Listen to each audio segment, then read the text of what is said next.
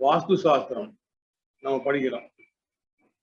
இந்த வாஸ்து சாஸ்திரம்ங்கிறது முதல்ல என்ன அப்படிங்கிறத தெரிஞ்சுக்கணும். வாஸ்து சாஸ்திரம்னா என்ன?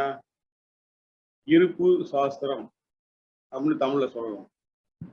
மனையடி சாஸ்திரம்னு ஆல்ரெடி தமிழ்ல இருக்கு. மனையடி சாஸ்திரம்ங்கிறதுக்கும் வாஸ்து சாஸ்திரத்துக்கும் என்ன வித்தியாசம்?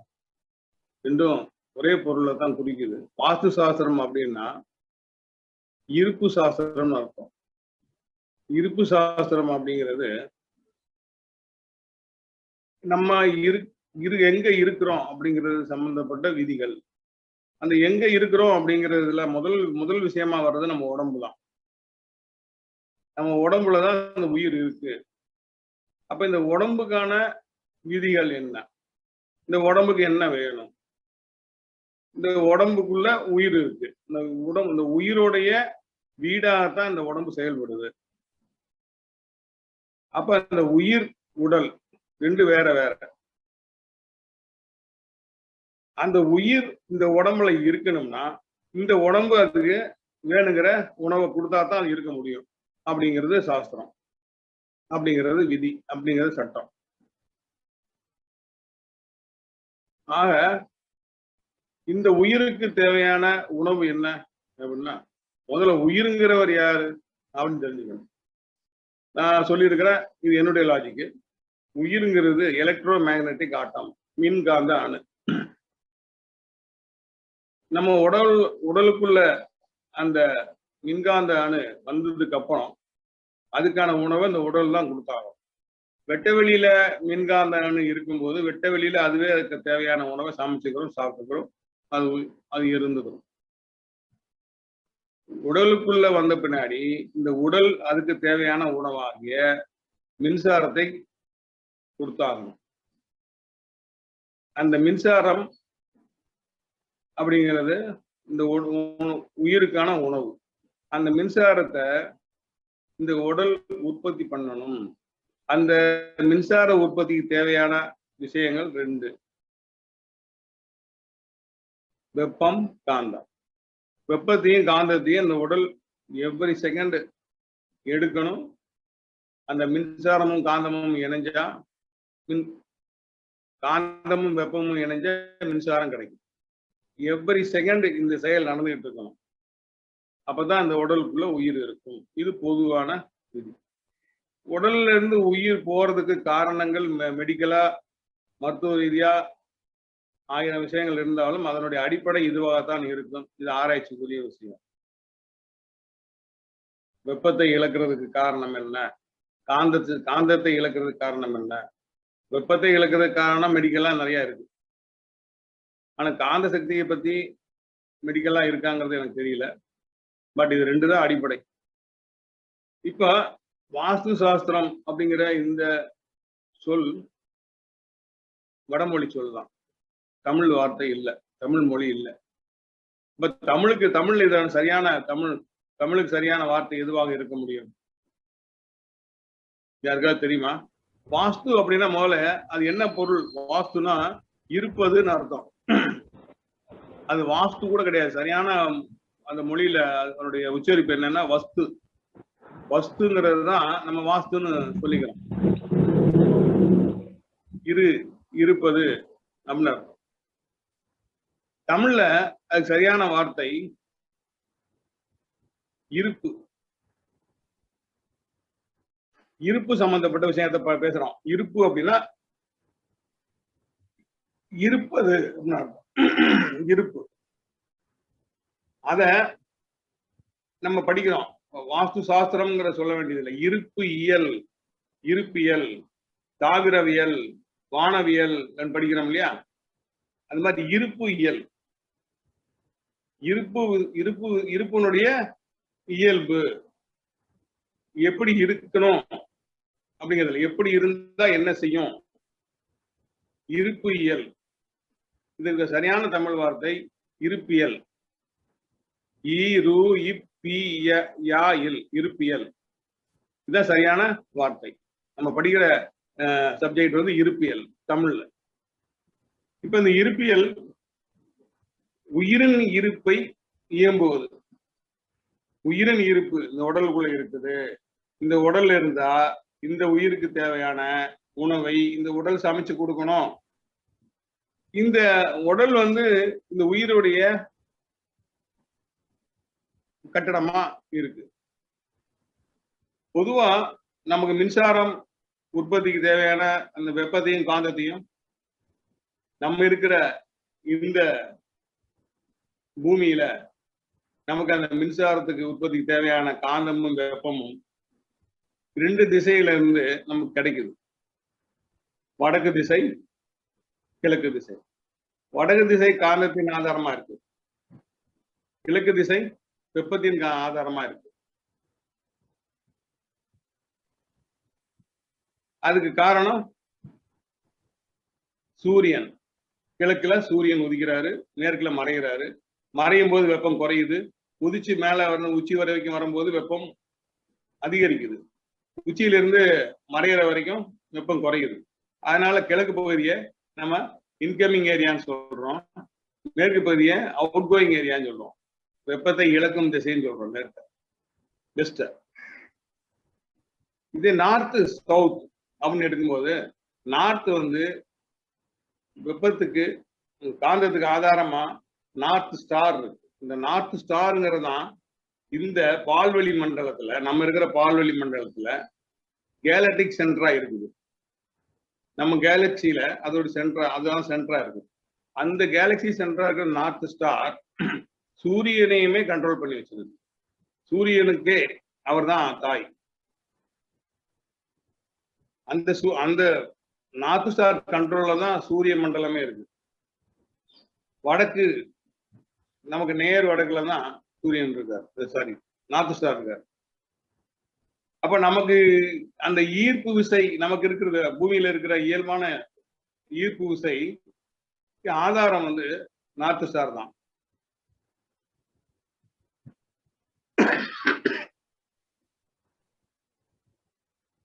நமக்கு நம்ம உடம்பே ஒரு மேக்னெட் தான். ஏன் அப்படின்னா நம்ம வந்து இந்த பூமியில நம்ம பிறந்தோம், பூமியில தான் இருக்கிறோம். நம்ம ஒரு பீஸ் ஆஃப் ஒரு மெட்டீரியல், நம்ம ஒரு மெட்டீரியலுடைய ஒரு பகுதி. இந்த மெட்டீரியலுக்கும் எல்லா பொருளுக்குமே நார்த் நோட் சவுத் நோட் இருக்கு. அது மாதிரி நமக்கும் நார்த் நோட் சவுத் நோட் இருக்கு. நம்ம ஒவ்வொரு தனித்தனி உடம்புக்கும் நமக்கு நார்த் நோடாவும் சவுத் நோடாவும் இருக்கிறது எது அப்படின்னா, நமக்கு நார்த் நோடா இருக்கிறது தலை, சவுத் நோடு நம்ம பாதம். நம்ம ஒவ்வொருத்தரையும் ஒரு ஒரு மெட்டீரியலுடைய ஒரு ஒரு துகளா வச்சுட்டு பார்த்தோம்னா ஒவ்வொருத்தருக்குமே இதுதான் நார்த் நோடு சவுத் நோடு. நமக்கு தலையும் பாதமும். நார்த் நோடு தலை, சவுத் நோடு காலு பாதம்.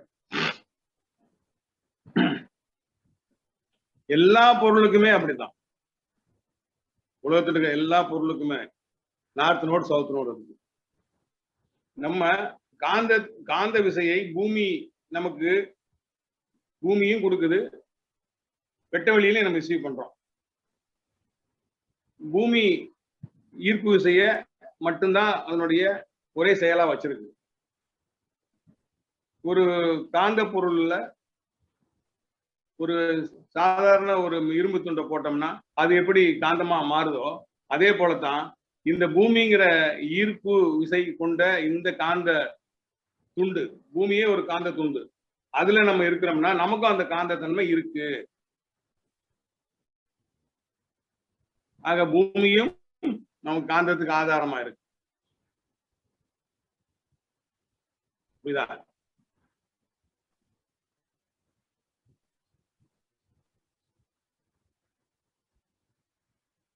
இந்த பூமியில நம்ம வசிக்கிறோம். நம்ம இருக்கிற ஒவ்வொரு இடத்துல இருந்துமே நமக்கு வெப்பத்தையும் காந்தத்தையும் நம்ம எடுத்துக்கிட்டு தான் இருக்கிறோம்.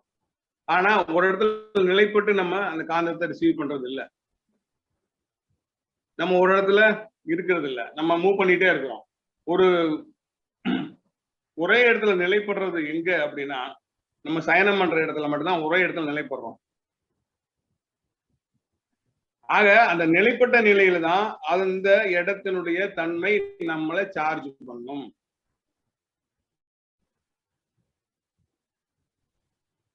மனிதன் வந்து ஆரம்ப காலத்துல எந்த கட்டிடங்களும் கட்டிக்கலாம, கட்டிட கட்டுறதுக்கான அறிவுகள் இல்லாம, மலையில வாழ்ற காலத்துல வேட்டை மட்டும்தான் தொழிலா உணவா இருக்கிற காலத்துல அப்படித்தான் இருந்து வந்திருக்கோம்னு நமக்கு சரித்திரம் சொல்லுது.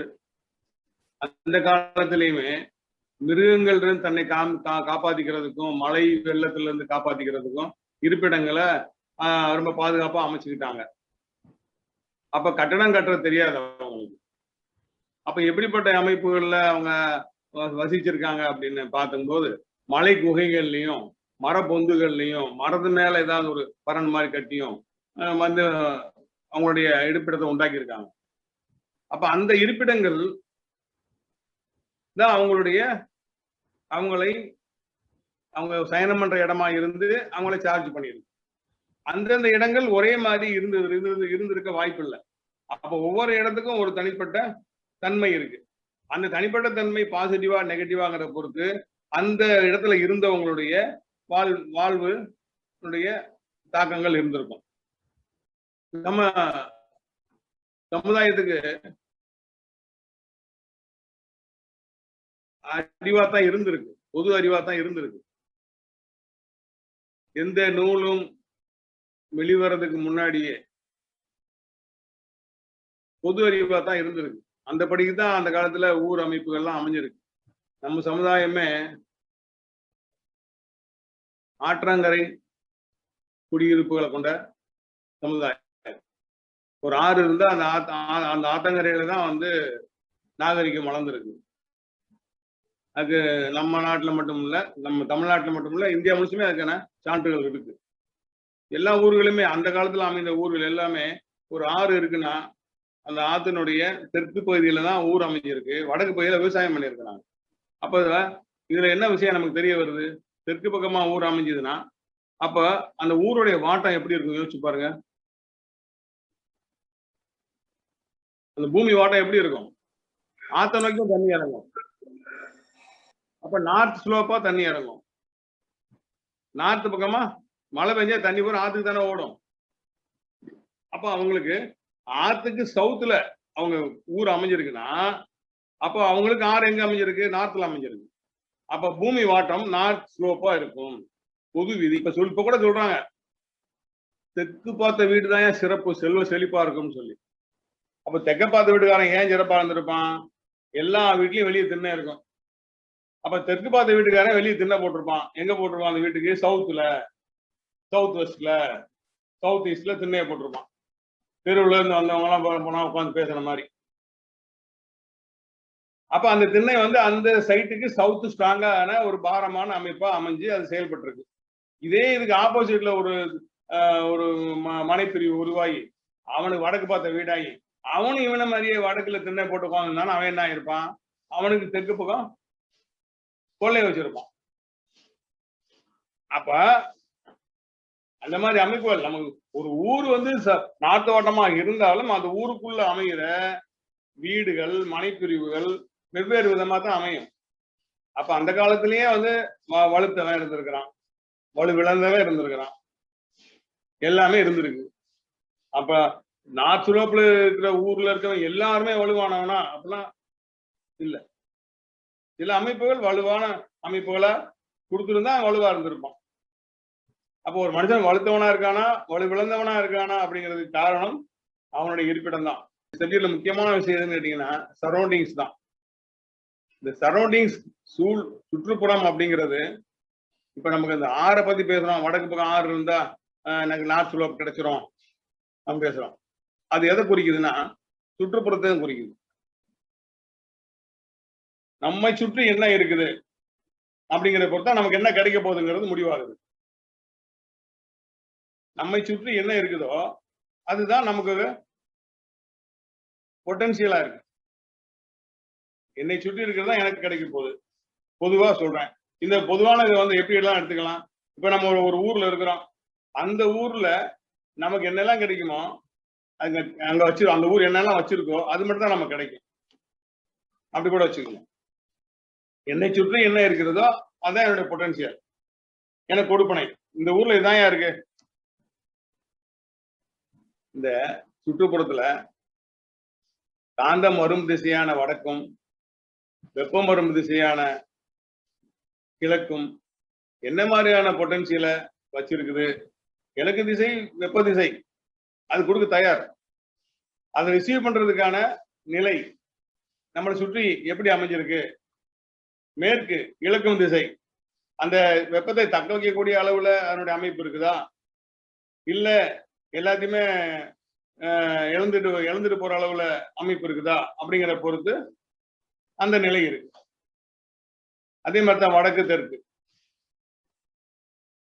நமக்கு வடக்கினுடைய காந்த விசை நமக்கு கிடைக்கிற அளவுல நம்ம சுற்றுப்புறம் இருக்குதா, இல்ல கிடைக்காது அப்படி தடை பண்ற அளவுல இருக்குதா அப்படிங்கிறது வடக்கு திசை வச்சிருக்கு. இப்ப நம்ம சப்ஜெக்ட்ல சூழல்னு எதை சொல்றோம் அப்படின்னு சொன்னா, இந்த இருப்பியல்ல வெப்ப சக்தி காந்த சக்தி, இதுதான். இந்த வெப்ப சக்தியும் காந்த சக்தியும் நமக்கு நம்ம சூழல் கொடுக்குதா கொடுக்கலையா அப்படிங்கிறது தான் நம்ம சப்ஜெக்ட்ல பேசுற விஷயம். இந்த இருப்பியல்ல நம்ம பேசுறது. நான் இப்ப இனிமேல் இருப்பியல் தான் சொல்ல போறேன். நம்ம இருப்பியல்ல நம்ம சூழல் வந்து வடக்கு காந்தத்தின் திசை. என்னுடைய இருப்பிடத்துல இந்த வடக்கு பகுதி அந்த காந்தத்தை கொடுக்குமா கொடுக்காதா அப்படிங்கிறது சூழல் தான் வச்சிருக்கு. அது எப்படினாலும் வடக்கு திசை எனக்கு காந்தம் வந்துதானே ஆகணும். நான் வெட்ட வெளியோட கனெக்ட் ஆயிருக்கேன், பூமியோட கனெக்ட் ஆயிருக்கேன், பூமியில இருந்து எனக்கு காந்தம் கிடைக்கத்தானே போகுது. ஏன் வடக்கு திசைக்கு அவ்வளவு இம்பார்ட்டன்ஸ் கொடுக்குறீங்க? பூமியோட கனெக்டர் தான் நம்ம காந்தம் நமக்கு கிடைக்கத்தான் போகுது. அப்புறம் ஏன் வடக்கு சூழலை போய் பார்க்கணுங்கிறீங்க? நான் நிக்கிற இடத்துல எனக்கு காந்தம் கிடைக்குமே. ஓகே, கிடைக்கும். ஆனா அந்த சூழல்ல வடக்கு பகுதி இப்பதான் அந்த பூமியோடைய மேடு பள்ளங்களை பத்தி பேச போறோம். பூமியோடைய ஒரே விசை ஈர்ப்பு விசை. அந்த ஈர்ப்பு விசை மேடானா குறையுது, பள்ளமானா கூடுது. சமமா இருந்தா ஈக்குவலா இருக்கு. அப்ப மேடு பள்ளங்கள் கிராவிட்டிய வித்தியாசப்படுத்துது. பள்ளம் வந்து கிராவிட்டியை இன்க்ரீஸ் பண்ணுது, மேடு வந்து கிராவிட்டியை கம்மி பண்ணுது. அப்ப நம்ம இருப்பிடத்துக்கு வடக்கு பகுதி மேடா இருந்தா நம்ம இருப்பிடத்தோட மேடு அப்படிங்கும் போது அங்க வந்து கிராவிட்டி கம்மி ஆகுது. நம்ம இருப்பிடத்துல கிராவிட்டி நான் ஒரு நியூட்ரலா இருக்குன்னு வச்சுக்குவோம். நம்ம சோர்ஸ் வர்ற அந்த வடக்கு பகுதி சூழல்ல மேடா இருக்குது அப்படின்னா அப்ப அங்க கிராவிட்டி குறைஞ்சிருக்குன்னு அர்த்தம். இந்த மேடுங்கிறது பூமியா மேடா இருக்குதா, இல்ல அங்க ஒரு பெரிய கட்டடம் அமைஞ்சிருக்குதா, இல்ல அங்க ஒரு மலை இருக்குதா அப்படிங்கிற பொறுத்து மாறுபடும். ஆனா மேடு அப்படின்னு ஒரே வார்த்தையில நம்ம வச்சுக்கலாம். அப்ப மேடுங்கிறது வடக்கு பகுதியில் இருந்துச்சுன்னா நமக்கு அந்த ரிசீவிங் ஏரியால கிராவிட்டி கம்மியா இருக்கு அப்படின்னு அர்த்தம். இதே தெற்கு பகுதி பள்ளமா இருக்குது அப்படின்னா அந்த இலக்கும் திசையில கிராவிட்டி அதிகமா இருக்கு. அப்ப கிராவிட்டி அதிகமா இருந்தா நமக்கு வடக்கு திசை எப்படி இருந்தாலும், வடக்கு திசை நான் வந்து நம்ம நியூட்ரலா இருக்குது அப்படின்னாலுமே தெற்கு பகுதி வந்து ரொம்ப பெரிய பள்ளமா இருக்குது அப்படின்னா கிராவிட்டி அங்க அதிகமா இருந்துச்சுன்னா நம்ம இருந்துதான் அது எடுக்க போகுது, நம்ம கிட்ட இருந்துதான் அது எடுக்க போகுது. ஆக அங்க இழப்பு அதிகமா இருக்கும். ஆக நார்த் சவுத் இது ரெண்டுலயுமே இந்த மேடு பள்ளங்கள் எப்படி இருந்தா நமக்கு நல்லதும் எப்படி இருந்தா கெட்டது அப்படிங்கிறது மேடு பள்ளத்தை வச்சுதான் தீர்மானிக்கும். அதே மாதிரி கிழக்கு பகுதி மேற்கு பகுதி. இந்த கிழக்கு பகுதி மேற்கு பகுதி, கிழக்கு பகுதி நமக்கு சரௌண்டிங்ல நம்மளை சுற்றி இருக்கிற அமைப்புல ஒரே லெவலா இருந்தா ஓகே, நார்மலான ரிசீவிங். பள்ளமான அமைப்பு இருக்கு, வெட்ட வெளியான அமைப்பு இருக்கு அப்படின்னா கிராவிட்டி நிறைய எடுக்க போகுதுன்னு அர்த்தம். அப்ப நமக்கு முன்னாடி இருக்கிற விஷயங்கள் நிறைய இருக்கு நம்ம எடுக்கிறதுக்கு அப்படின்னா நம்ம ஆப்ஷன் நிறைய நமக்கு இருக்கு, எல்லாத்தையும் எடுத்து சாப்பிட முடியும், எடுத்துக்க முடியும். அங்க மேடாயிருச்சு அப்படின்னா, கிழக்கு மேடாயிருச்சு, ஈஸ்ட் மேடாயிருச்சு அப்படின்னா கிராவிட்டி கம்மி ஆயிடுது. அப்ப நமக்கு ரிசீவிங் ஏரியால கம்மியான எனர்ஜி தான் இருக்கு. மேற்கு பகுதி மேடா இருந்தா நம்ம ரிசீவ் பண்ணதை நம்ம தக்க வச்சுக்க முடியும். அங்க பெரிய பள்ளமா இருக்கு, பெரிய வெட்ட வழியா இருக்குன்னா நம்ம ரிசீவ் பண்ணதை இழக்கத்தான் வேண்டாம். அந்த கிராவிட்டி இழுத்துட்டு போயிடும் எல்லாத்தையும். சூழல் அப்படிங்கிறது ரொம்ப ரொம்ப இம்பார்ட்டன்ட். நம்ம சைட்டை வந்து பக்காவா அமைச்சிருக்கிறோம், சைட்டுக்குள்ள கட்டடத்தை கரெக்டா லொக்கேட் பண்ணியிருக்கிறோம், கட்டடத்தையும் கரெக்டான பிளான் பண்ணியிருக்கிறோம், எல்லாமே பக்காவா இருக்கு. ஆனா சூழல் எல்லாமே தலைகீழா இருக்குது அப்படின்னா அங்க நிகழ்வு எப்படி இருக்கும்? தலைகீழா தான் இருக்கும். என்னையா வாஸ்துசாஸ்திரப்படி எல்லாம் அமைச்சிருக்கேங்கிற, நீ என்ன எவ்வளவு கஷ்டப்பட்டுக்கிட்டு இருக்கிற? இல்ல நம்ம என்னடா எவ்வளவு கஷ்டப்பட்டுக்கிட்டு இருக்கிறோம் நம்ம நினைப்போம். இது விஷயம் ஓ மனைக்குள்ளதான் எல்லாத்தையும் பார்க்கணும் அப்படின்னு சில பிராக்டிஷனர் சொல்றாங்க. சில நூல்களும் மனையை பற்றி மட்டும்தான் பேசுது, மனைக்குள்ள கட்டுற கட்டடத்தை பற்றி தான் பேசுது, அதுக்குள்ள இப்படி இருந்தா இப்படி அப்படி இருந்தா அப்படி எல்லாம் சரியா. சூழல்ங்கிறது தான் பொட்டன்சியல், அதை பத்தி யாருமே அதை கவனிக்கிறது இல்ல. நம்ம படிக்கிற இருப்பியல்ல அதுதான் முக்கியத்துவம், அதுதான் பொட்டன்சியல். அது என்ன வச்சிருக்கிறோம் அதைத்தான் நம்ம சைட்டு ரிசீவ் பண்ண போகுது. இதே மாதிரி இப்ப 4 திசையை சொன்னோம், கிழக்கு, மேற்கு, வடக்கு, தெற்கு, நார்த்து, சவுத்து, ஈஸ்ட், வெஸ்ட். இதே மாதிரி வடகிழக்கு, தென்கிழக்கு, தென்மேற்கு, வடமேற்கு அப்படின்னு இன்னும் ஒரு 4 திசை, மொத்தம் 8 திசை இருக்கு இல்லையா? இந்த 8 திசைகளுக்குமே இது போல கிழக்கு வடக்கு ரிசீவிங் ஏரியா, மேற்கு தெற்கு அவுட் கோயிங் ஏரியான்னு சொல்ற மாதிரி இந்த மற்ற 4 திசைகளுக்குமே ஒரு தன்மை இருக்கு. ஓகே, நிறைவு பண்ணிக்கலாம். வணக்கம்.